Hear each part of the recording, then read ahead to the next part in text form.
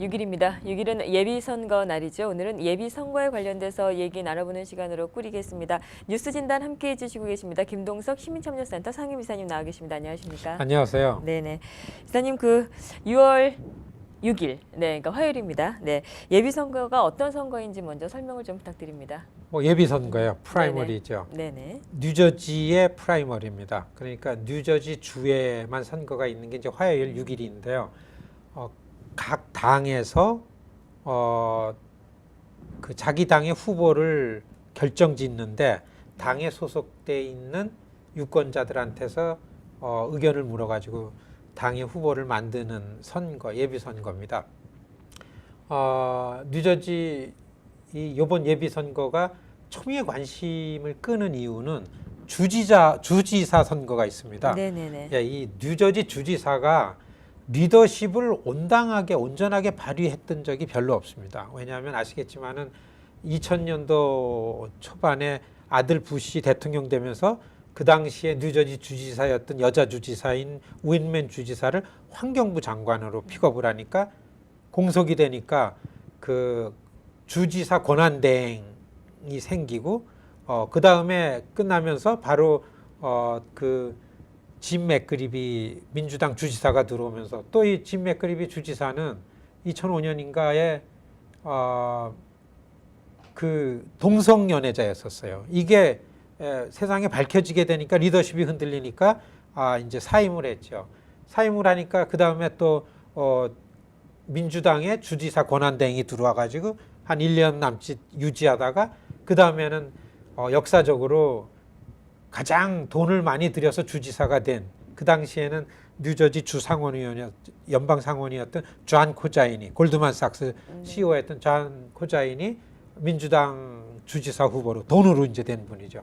그렇게 주지사로 들어와서 이 존 코자인은 뉴저지 주의 정치를 잘해야 되겠다라는 생각보다는 연방 상원 의원을 하다가 돈을 더 많이 들여서 주지사로 다 된 거는 대통령이 되려면은 의원을 하는 것보다 주지사를 한 경력이 훨씬 낫다 해가지고 주지사로 들어가는 원인이 가장 컸었으니까 틈만 나면 이제 전국 정치, 워싱턴을 보고 그러니까 본인이 골드만삭스에서 발휘했던 이런 그 경영의 능력이나 CEO로서의 이런 자질 이런 것들을 충분히 주지사로서 발휘를 안 했죠.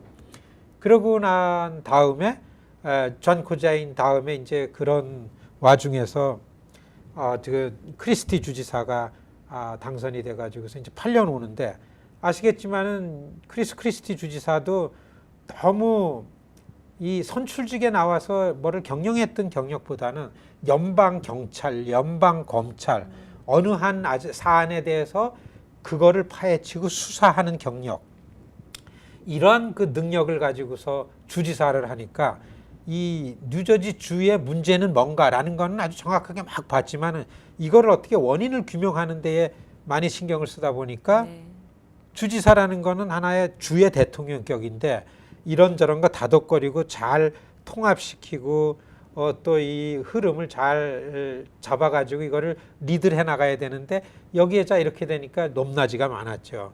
그리고서 또 이 크리스티 주지사 전국적인 인기 때문에 또 워싱턴에 들먹였죠. 그래서 대통령 후보로도 나오고 전국적인 그 지지율에 아주 결정적인 데미지를 받았던 브리지 게이트 있잖아요. 이런 것도 있고 이런 우여곡절 끝에 자기 관리하느라고서 연임 때 주지사는 별로 실력을 발휘 못하고 스캔들만 많았다. 그리고 일반인이 보기에는 트럼프 후보를 엔돌스하면서 후보를 포기하면서 끝까지 트럼프의 문제를 지적하는 건 한마디 없이 계속 트럼프를 지지하다가 지금 뭐 아시겠지만 결국에는 대통령으로부터 어떤 자리도 임명 못 받고 지금 뉴저지 주지사의 처지가 좀 그런 가운데서 그러니까 많은 시민들이 이번에는 민주당 쪽으로 주지사직이 오겠구나. 흐름은 이제 그렇게 다 가고 있죠. 그러니까 뉴저지 주의 권력이 바뀝니다. 권력 교체가 되고 그리고서 어떻게 보면은 그 지난 한 15년 동안의 뉴저지 주의 흐름을 새로운 리더십을 가지고 다시 시작하는 그때를 위한 선거가 아닌가. 그러니까 각 당에서 주지사 후보로 나왔던 사람들을 결정하는 건 중요한 일이죠. 그래서 그 공화당 민주당의 주지사 후보로 결정하는 선거가 이제 6일 화요일. 여러분들 아침 6시부터 8시까지 예, 하루 종일 네네. 선거 네네. 예, 꼭 참가하시라 이런 말씀도 곁들여 드리겠습니다. 네네. 그런 그 말씀 주신 대로 지금 초미의 관심인데요. 뉴저지 주지사 지금 현재 그럼 상황은 어떻게 되나요? 말씀드린 것처럼 이 일반 민심의 흐름에 기반해서 생각을 해보면은 그 지지율로 할 것 같으면 민주당의 주지사 후보가 네네. 그 우리 케이스에서 너무 중요한 선거이기 때문에 한 두 사람이 한 일주일 데이터 분석을 해가지고 후보와 그 다음에 이 후보들이 갖는 캠페인과 이슈와 그 다음에 한인 유권자들의 지난 한 10여 년 동안 투표했던 투표율과 유권자 수, 그 다음에 유권자 등록 대비 당선율 같은 이런 가능성 같은 걸 가지고 데이터 분석을 해서 오늘 마침 그 기자회견도 하고 이런 걸 했습니다. 그래서 지금 가장 경쟁력이 앞서고 있는 민주당의 후보는 오바마 대통령 때 독일 대사를 했던 분입니다. 이분이 외교적인 측면에서 독일 대사를 했지만은 굉장히 오랫동안 뉴저지 주지사 준비를 하셨어요. 그래서 요즘에 일주일 내에 한 두세 번씩 이분 캠페인이 소개가 돼요. 네네. 왜냐하면 오랫동안 준비를 했기 때문에 캠페인 그 선거 자금을 너무 많이 봐가지고 네. 이 돈을 어떻게 쓰냐. 나머지 후보들이 모은 거를 다 합천 금액의 2배 이상을 맞다. 예. 네네. 그러면서 이제 그런 걸 볼 때에도 제일 경쟁력이 높은 후보가 아니겠는가. 이번 그다음에 이제 공화당의 후보로서는 지금 크리스티 주지사 밑에서 부지사죠. 네네. 부지사라는 여자분인데 이분도 캠페인을 열심히 하는데 이 흐름 때문에 지지율 놓고 볼 때는 이제 민주당이 좀 높다 이 말씀을 드리고, 그리고 이슈에 관해서는요, 후보의 이슈에 관해서는 지금 민주당이다 공화당이다 라는 구분된 이슈로 이해를 하면은 틀리지 않다고 봅니다. 민주당 후보는 이민자들을 보호하고 또 이민자의 권익을 적극 옹호해야 된다라는 거를 주장을 하는 게 맞습니다. 지금요. 그다음에 공화당에서는 이민자들의 기여도 인정을 하고 중요하다. 그런데 이민자들 부분을 좀 트럼프 대통령이 하는 것처럼 정리를 할 필요는 있다. 예, 그리고 그 신분이 불분명하게 와 있는 이민자들은 정리를 해야 된다라는 그런 입장을 공화당은 갖고 있습니다. 그 어느 때 선거에 비해서도요, 이번 뉴저지 주지사 선거 때의 양당의 이슈, 정책은 확연하게 구분이 됩니다. 네, 거의 뭐 네. 정반대인 것 같아요. 예, 이민자에 관련된. 그렇기 때문에 공화당을 찍을까 민주당을 찍을까라는 거는 그 어느 때보다도 우리 한인 유권자도 쉬운 선거가 되겠다, 그렇게 생각을 합니다. 네네. 지금 말씀 주시는데 제가 이제 불현듯 궁금한 점이 좀 생겼는데요. 이제 그렇게 이제 필머피 지금 대사였죠. 예, 그분이 오래전부터 이렇게 주지사 선거를 준비를 했다면 제가 정확히 지금 이름이 갑자기 생각이 안 나는데 저지시티 시장으로 왜 그분이 주지사로 나오기 위해서 그래서 뭐 공석이 되기 때문에 우리 뭐 윤여태 지금 저지시티 의원이 시장으로 출마를 하려고 했다. 뭐 그렇게 이제 준비를 했었잖아요. 그렇죠. 네네. 그런데 이제 그렇게 이렇게 뭐라 그래야 되나요? 이렇게 가능성이 높고 오랜 시간 이렇게 준비를 했는데 그럼 이거를 몰랐다고 생각되지가 좀 않는데 그 부분에 대해서는 어떻게 생각을 하시는지요? 주지사 선거 되면은 네네. 대통령 선거에 뭐 버금갑니다. 네네. 예, 그런데 이 후보자들은 네네. 당선을 위해서 모든 거에 대해서 하나하나를 다 전략적으로 일을 해야 됩니다. 그러니까 필머피는 지금 와가지고 보니까 저 사람이 오래전서부터 뉴저지 주지사가 되려고 네. 이게 보이지, 누구도 네네. 나 어디 나갈 거다 그러면서 난 이렇게 하고 있다 이거를 처음부터 얘기를 안 하죠. 아, 그럼 예상하지 못했다는 그렇죠. 얘기인 건가요? 그런데 그 뉴저지 주에서의 사실 지금 뉴저지 주지사 선거가 네네. 한인 커뮤니티에 영향을 많이 줬습니다. 네. 왜냐하면 아시겠지만은 저지시리 시의원 당선이 되고 여기에서 또 시장석이 기회가 오기 때문에 과감하게 도전 선언을 하고 이렇게 준비한 한인 후보가 데미지를 먹은 거예요. 왜냐하면 네네. 이렇게 탄탄하게 준비했던 주지사 후보들이 나오니까 그 저지시리에서 오랫동안 정치 권력을 가지고서 지금 하고 있는 시장이 주지사로 도전을 한다고서 다 알려져 가지고서 거기가 비겠구나 해가지고서 한인이 도전을 하겠다 이렇게 나왔는데 갑자기 필머피라는 경쟁력 있게 확 나타나니까 그리고 또 뉴저지 주민주당 머신에서 거의 흐름이 필머피를 지지하는 거로 가니까 저지시리 시장은 이번이 기회가 아닌가 보다 이렇게 마음을 접게 된 거. 이게 이제 틀린 말은 아닙니다. 그렇게 되기 때문에 한인 후보도 네네. 보니까 너무 이 큰 산이니까 네네. 예, 이런 영향을 우리가 받았습니다.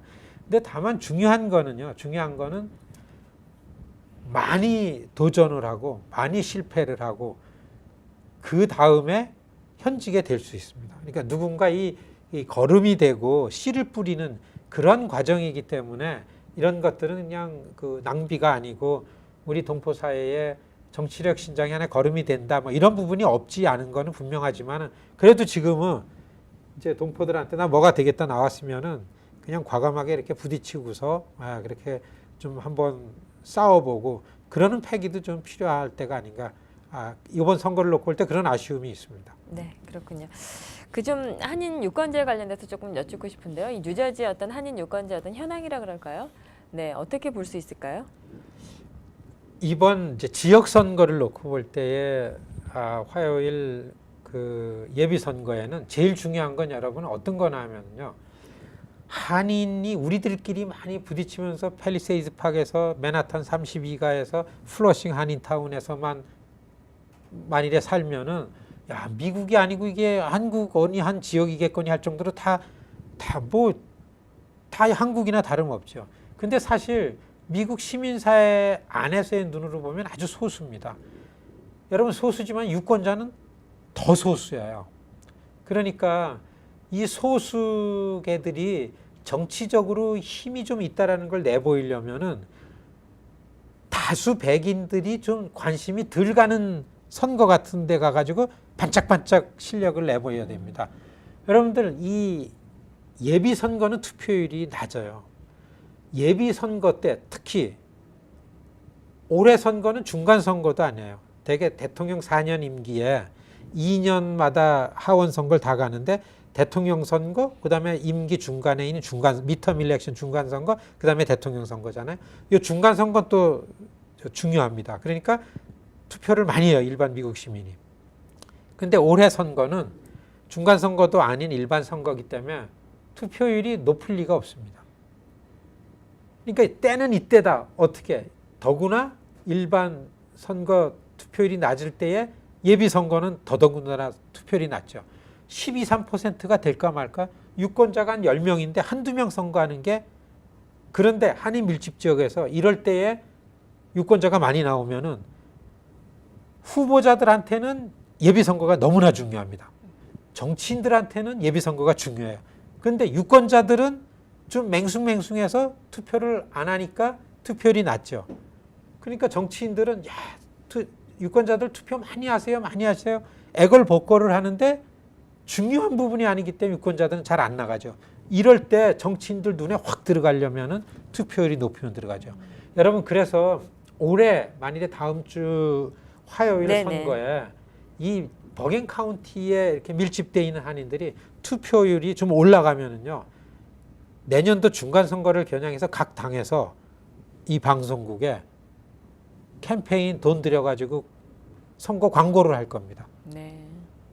저도 한 10년 정도 당 머신에 관계하면서 캠페인을 들이다 보니까 이런 이제 그 난리지가 갖게 된 거예요. 난리지를 한가할 때 그리고 정치인들은 관심이 쏠려 있는데 비교적 일반 유권자 관심이 안 갖는 데에서 선을 보인 다음에 그러면은 요 에트닉, 요 소수계들을 공략을 해야 되겠다라고 당에서 생각을 하고 후보자가 생각을 하면은 우리 뉴욕, 뉴저지 한인 동포사의 언론 매체가 있잖아요. 네네. KBTV 이런 거 있잖아요. 네네. 예, 이런 데서 네네. 정치인들이 와가지고 이제 돈 들여서 광고를 하려고 그러죠. 뭐 요즘에 방송은 광고주가 최고 아닙니까? 예, 그러니까 네네.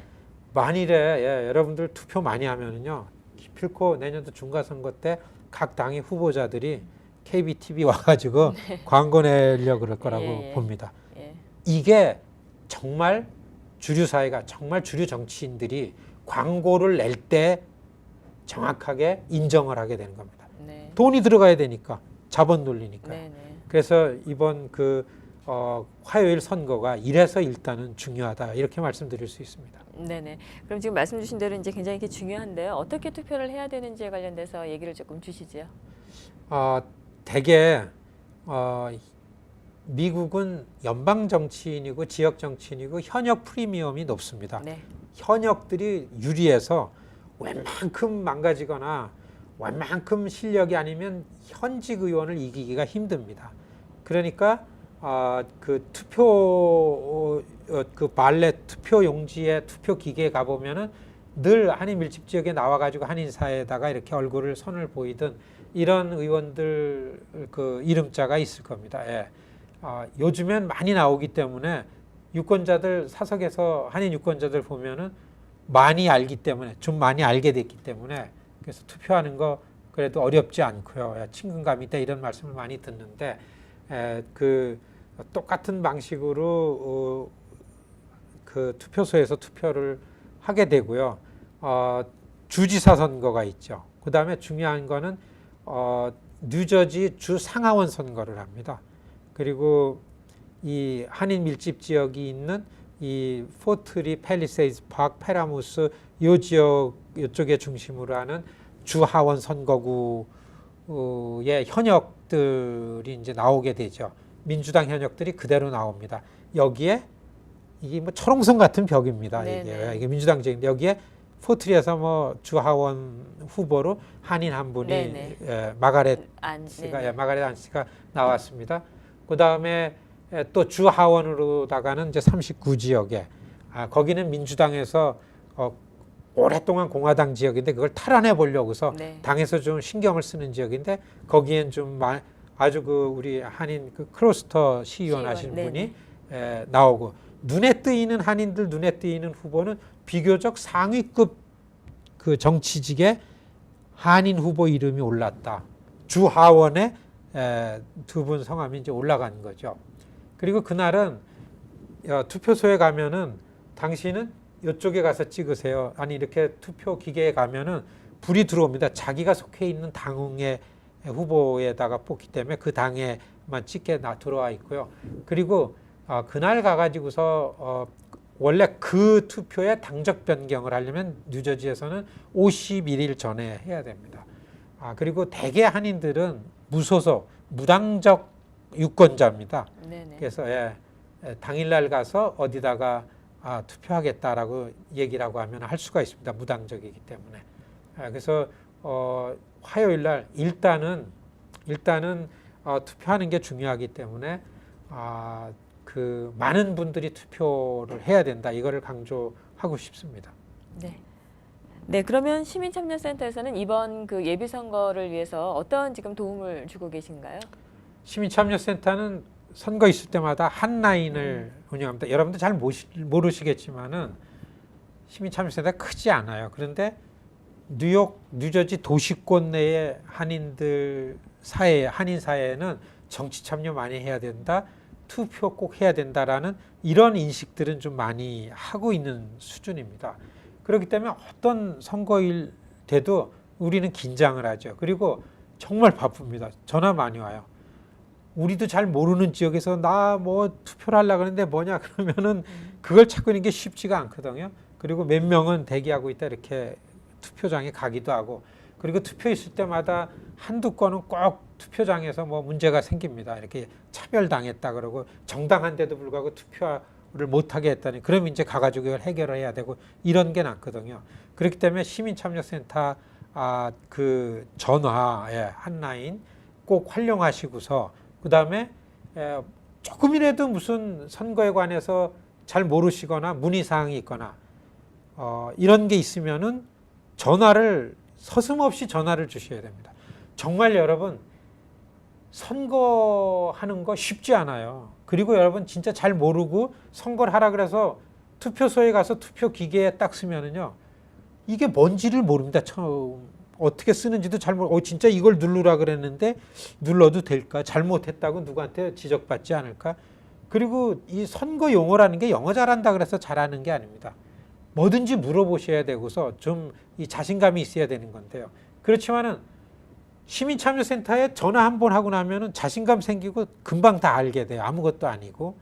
그렇기 때문에 선거에 관한 무엇이든지 그 케이스의 시민참여센터에 아침 6시서부터 저녁 8시까지 열려 있으니까요. 꼭 전화 주시고 이미 유권자들은 선거하라고서 그 샘플 발렛이 다 배달이 됐을 겁니다. 그리고 그 발렛이 어떤 분은 이게 뭐야 블랙메일인 줄 아는 분도 있는데 이렇게 접은 거 있으면 꼭 다 뜯어가지고 펴보시고서요. 하나하나를 자기 선거가 아니더라도 한번 들여다 보시고서 잘 모를 거 있으면 그걸 보시면서 전화를 주십시오. 예, 전화를 선거날 아니더라도 케이스에다 주면은 미국에서 소수계가 선거하는 거는요. 유권자가 선거 참여라 당일날가 선거하는 게 아니라 정말로 많은 교육이 필요한 겁니다.